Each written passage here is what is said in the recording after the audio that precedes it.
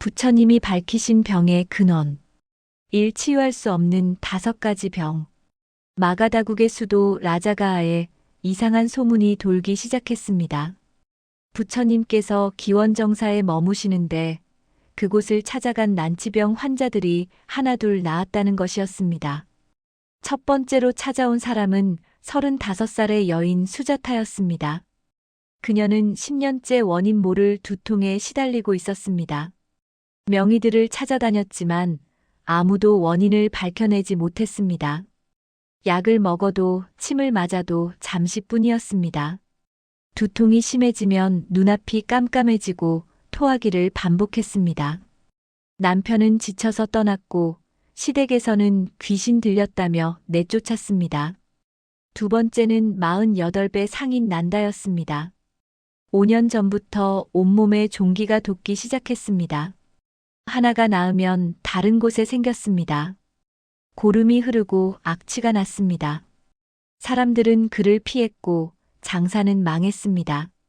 재산을 다 팔아 치료비로 썼지만 병은 더 심해졌습니다. 가족들조차 그를 별채에 격리시켰습니다. 세 번째는 28배 젊은 브라만 아잔타였습니다. 2년 전부터 다리에 힘이 빠지기 시작했습니다. 처음에는 계단을 오를 때 숨이 찼습니다. 점점 걷기가 힘들어지더니 이제는 누워 지내야 했습니다. 의사들은 모두 고개를 저었습니다. 젊은 나이에 앞으로 평생 누워 지낼 운명이었습니다. 네 번째는 예순의 노파 바수였습니다. 3년 전 남편이 죽은 후부터 심장이 조여드는 듯한 통증이 시작됐습니다. 가슴을 쥐어짜는 듯한 아픔에 밤마다 비명을 질렀습니다. 의사는 심장병이라 했지만 약은 듣지 않았습니다. 자식들은 어머니가 너무 오래 산다며 원망했습니다. 5번째는 42살의 농부 찬다였습니다. 1년 전부터 배에서 종기가 자라기 시작했습니다. 손바닥만 하던 것이 이제는 아기 머리만큼 커졌습니다. 의사들은 수술을 권했지만 칼을 대면 죽을 것이라 했습니다. 통증은 날로 심해졌고 농사일은 아예 손을 놓았습니다. 이들은 서로 다른 시기에 부처님을 찾아왔습니다. 마지막 희망을 붙잡듯 기원정사 문을 두드렸습니다. 부처님은 그들 각자를 조용히 맞아주셨습니다. 세존이시여, 제 병을 고쳐주십시오. 그들은 한결같이 이렇게 애원했습니다. 부처님은 온화하게 미소 지으며 말씀하셨습니다. 내가 너희의 병을 고치는 것이 아니다.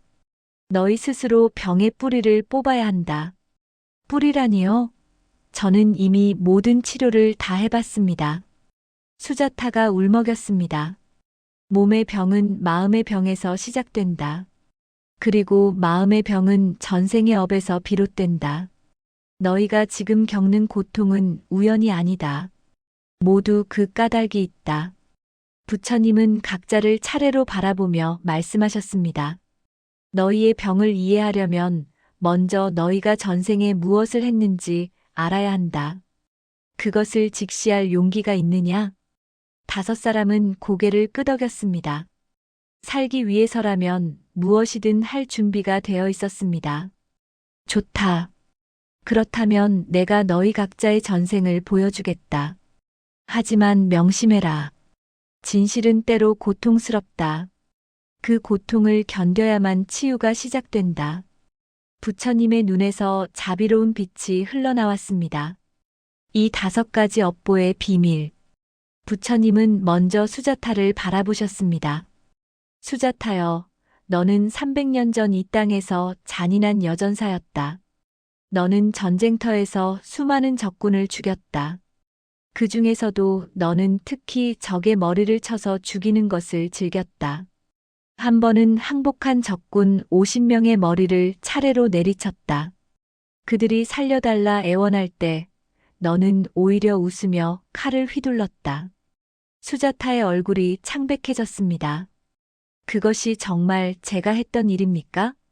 너는 그 업보로 지옥에서 500년을 보냈다. 매일 머리가 쪼개지는 고통을 받았다. 그리고 인간으로 환생한 지금 남은 업보가 두통으로 나타난 것이다. 내가 가한 고통이 내게 돌아온 것이다. 다음은 난다였습니다. 난다여, 너는 200년 전 부유한 지주였다. 너는 가난한 소작농들을 착취했다. 그들이 굶주려도 세금을 거두었고 빚을 갚지 못하면 매질했다. 특히 너는 나병 환자를 집에서 쫓아냈다. 너의 머슴이 나병에 걸렸을 때 너는 그를 개처럼 내쫓았다. 그는 길에서 굶어 죽었고 죽으면서 너를 저주했다. 난다는 떨리는 목소리로 물었습니다. 제 온몸의 종기가 그 업보입니까? 그렇다. 너는 다른 이의 고통을 외면했다. 이제 내가 그 고통을 직접 겪는 것이다. 사람들이 너를 피하는 것처럼 너도 그를 피했다. 아잔타의 차례가 왔습니다.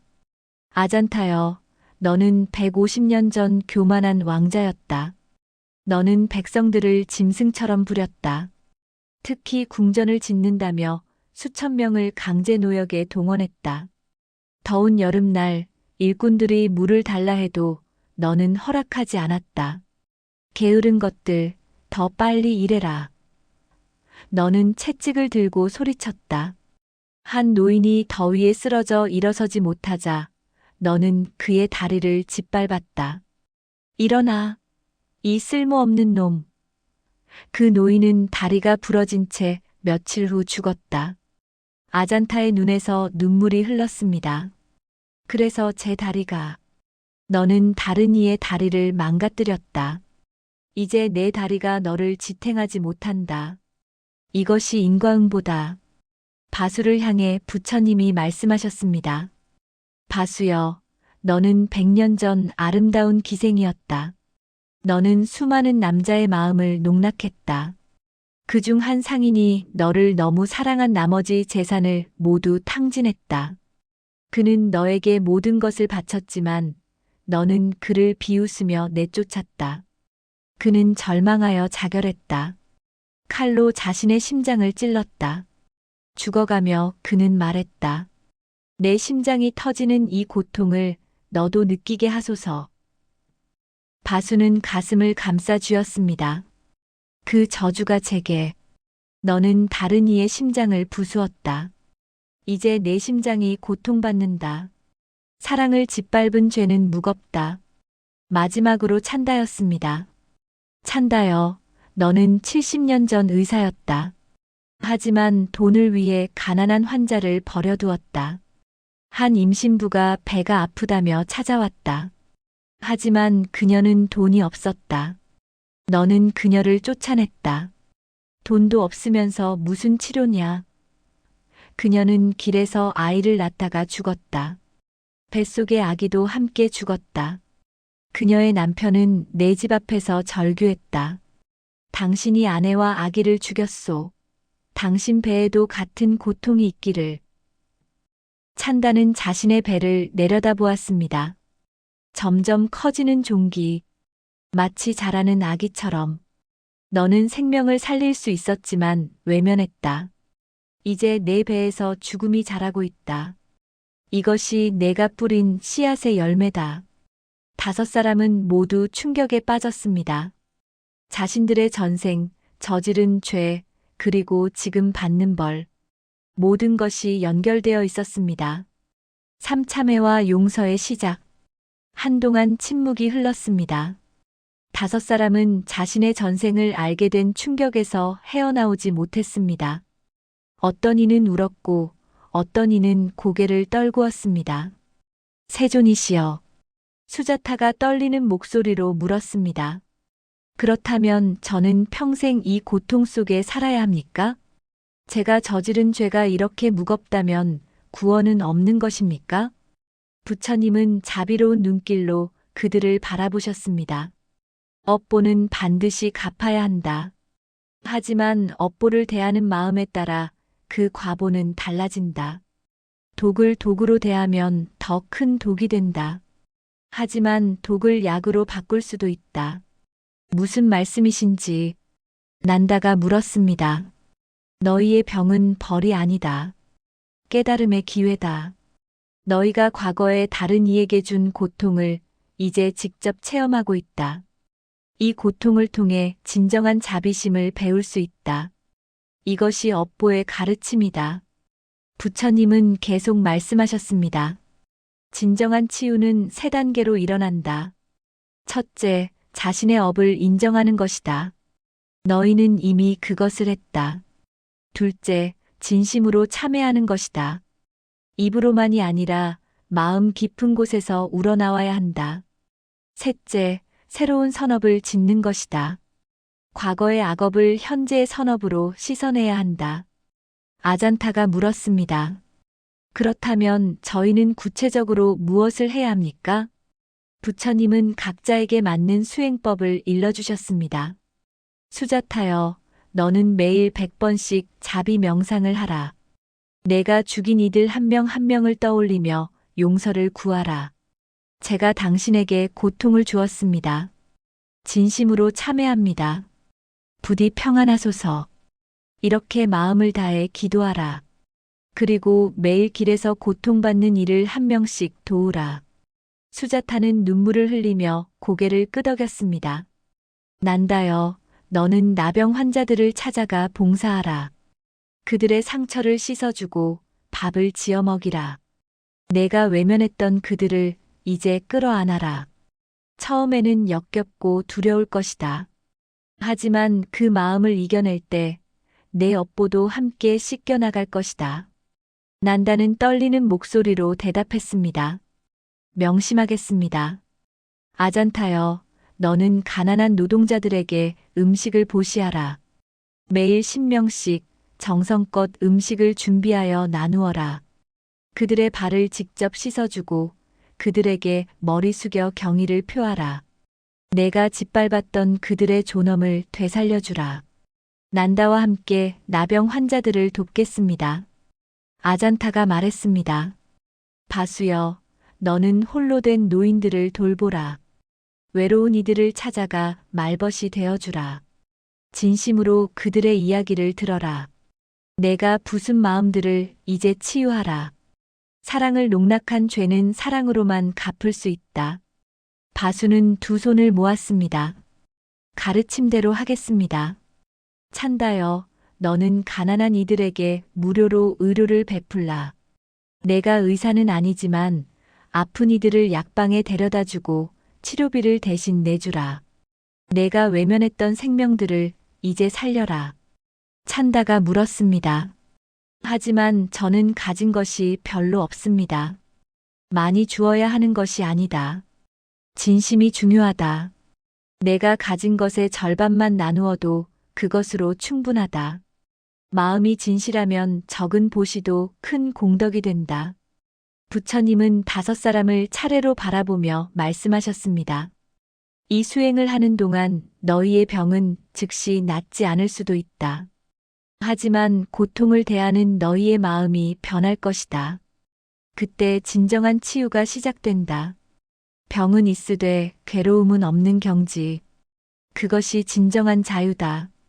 그리고 명심하라. 너희가 지금 하는 선행은 단지 과거의 빚을 갚는 것이 아니다. 미래의 복을 짓는 것이다. 현재의 고통을 미래의 기쁨으로 바꾸는 연금술이다. 5사람은 깊이 절했습니다. 희망이 보이기 시작했습니다. 챕터 4변화의 기적 2000자. 석 달이 흘렀습니다. 수자타는 매일 새벽 일어나 자비 명상을 했습니다. 처음에는 형식적이었습니다. 하지만 점차 전생에 자신이 죽인 이들의 얼굴이 선명하게 떠올랐습니다. 그들의 공포, 절망, 고통이 느껴졌습니다. 그녀는 매일 울면서 참회했습니다. 거리에 나가 고통받는 이들을 돕기 시작했습니다. 굶주린 아이들에게 밥을 주었습니다. 병든 노인을 업고 약방에 데려다 주었습니다. 다리 아픈 거지의 발을 씻어 주었습니다. 신기한 일이 일어났습니다. 여전히 두통은 있었습니다. 하지만 예전처럼 견딜 수 없을 정도는 아니었습니다. 무엇보다 두통이 올 때 그녀는 이렇게 생각했습니다. 이 고통으로 내 업보가 조금씩 씻겨나가는구나. 이것은 벌이 아니라 정화다. 마음이 바뀌자 고통의 의미가 달라졌습니다. 견딜 수 있게 되었습니다. 난다는 나병 환자들이 모여 사는 동네를 찾아갔습니다. 처음에는 정말 견디기 힘들었습니다. 악취, 고름, 무너진 얼굴들, 토할 것 같았습니다. 하지만 그는 자신의 몸에 난 종기를 보며 생각했습니다. 나도 그들과 다르지 않다. 매일 찾아가 그들의 상처를 씻어주었습니다. 음식을 해다 주었습니다. 이야기를 들어주었습니다. 처음에는 환자들도 그를 의심했습니다. 하지만 석 달이 지나자 그들은 난다를 가족처럼 받아들였습니다. 어느 날 난다는 자신의 종기 하나가 아물고 있음을 발견했습니다. 새로운 종기도 생기지 않았습니다. 놀라운 일이었습니다. 아잔타는 매일 가난한 노동자들을 찾아갔습니다. 품질 좋은 음식을 준비해 나누어 주었습니다. 그들의 거칠고 갈라진 발을 정성껏 씻어 주었습니다. 무릎 꿇고 그들에게 경의를 표했습니다. 노동자들은 처음에 당황했습니다. 불암한 계급인 아잔타가 자신들에게 이렇게 대하다니. 하지만 그의 진심을 느끼고 감동했습니다. 날이 걸으실 수 있게 되셨습니까? 한 노인이 물었습니다. 아잔타는 아직도 일어서기 힘들었습니다. 하지만 예전보다 다리에 조금씩 힘이 돌아오고 있었습니다. 무엇보다 마음이 편안했습니다. 바수는 홀로 사는 노인들을 찾아다녔습니다. 그들과 함께 앉아 이야기를 들어주었습니다. 손을 잡아주었습니다.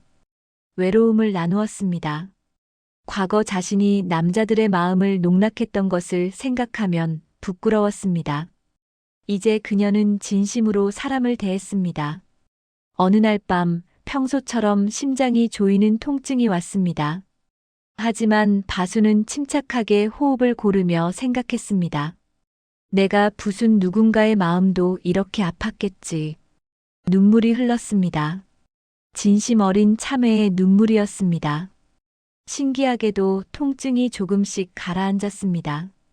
찬다는 가진 재산의 절반을 털어 가난한 환자들을 도왔습니다. 약값을 대신 내주고 약방까지 데려다 주었습니다. 처음에는 아내가 반대했습니다. 우리도 살아야 하지 않소? 하지만 찬다는 단호했습니다. 이것은 내가 반드시 해야 할 일이오. 배의 종기는 여전히 컸습니다. 하지만 더 이상 커지지 않았습니다. 의사들이 놀라워했습니다. 보통 이런 종기는 계속 자라는데 신기하군요. 찬다는 알고 있었습니다. 자신의 선행이 더 이상 악업이 자라는 것을 막고 있다는 것을.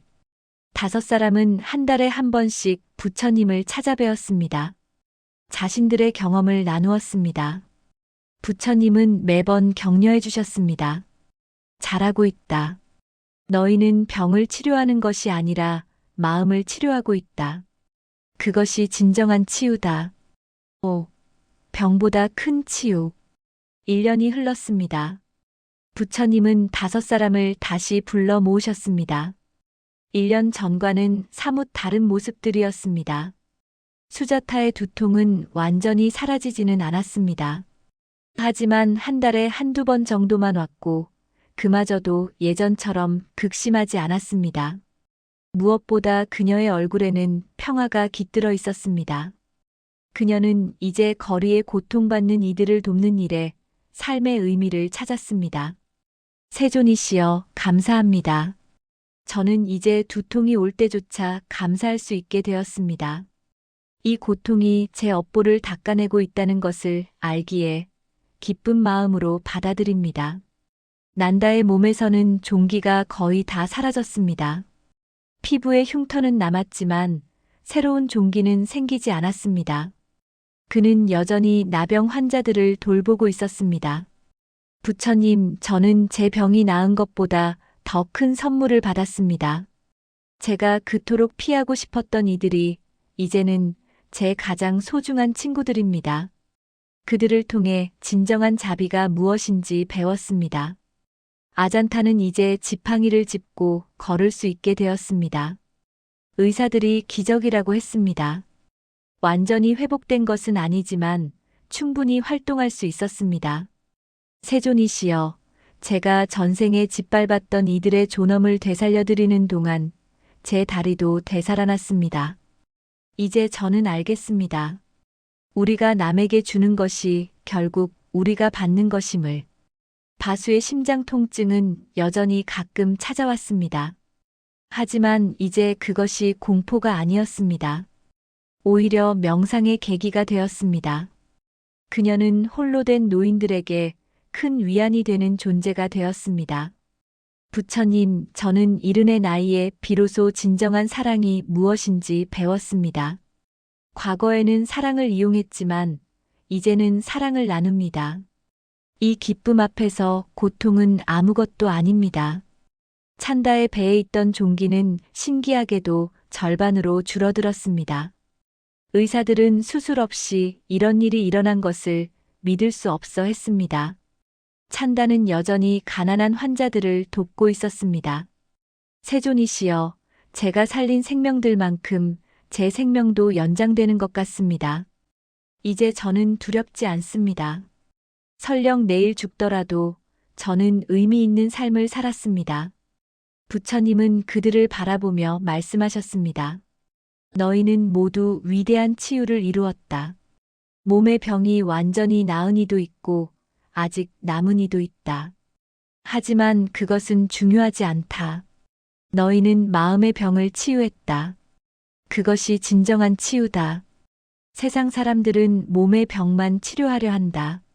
하지만 몸의 병은 마음의 병의 그림자일 뿐이다. 마음이 치유되면 몸은 저절로 따라온다. 설령 몸이 완전히 낫지 않더라도 고통은 사라진다. 부처님은 계속 말씀하셨습니다. 병의 원인은 세 가지다. 첫째, 전생의 업보다. 둘째, 현생의 잘못된 생활이다. 셋째, 자연의 이치다. 너희의 경우는 주로 업보에서 비롯되었다. 하지만 업보라고 해서 두려워할 필요 없다. 업보는 고정된 운명이 아니다. 새로운 업으로 바꿀 수 있다. 악업을 선업으로 씻어낼 수 있다. 너희가 바로 그것을 증명했다. 세상의 모든 병자들에게 이것을 알려주어라. 병은 벌이 아니라 가르침이다. 고통은 저주가 아니라 깨달음의 문이다. 병을 통해 자비를 배우고 고통을 통해 지혜를 얻을 수 있다. 5사람은 눈물을 흘리며 부처님께 절했습니다. 세존이시여, 이제 저희는 무엇을 해야 합니까? 너희가 경험한 것을 다른 이들과 나누어라. 병으로 고통받는 이들을 찾아가 위로하라. 너희의 이야기를 들려주어라. 그들에게 희망을 주어라. 그리고 명심하라. 진정한 의사는 약을 주는 이가 아니라 마음을 치유하는 이다. 너희 모두가 이제 의사가 되었다. 법의 의사가 되었다. 그날 이후 5사람은 평생 병자들을 돕는 일에 헌신했습니다. 그들은 부처님의 가르침을 전했습니다. 병의 뿌리는 마음이다. 마음을 고치면 병도 고쳐진다. 그들의 이야기는 온 나라에 퍼졌습니다. 수많은 병자들이 용기를 얻었습니다. 단순히 병을 고치려 하는 것이 아니라 병을 통해 자신을 성장시키고 다른 이를 도울 수 있다는 것을 배웠습니다. 부처님의 가르침은 명확했습니다. 병은 몸에만 있는 것이 아니다. 마음의 병이 더 깊다. 하지만 마음의 병을 치유하면 몸의 병도 따라온다. 진정한 치유는 자비와 지혜에서 시작된다. 수천 년이 흐른 지금도 이 가르침은 유효합니다. 우리가 겪는 고통에는 다 이유가 있습니다. 그것을 이해하고 받아들일 때 진정한 치유가 시작됩니다.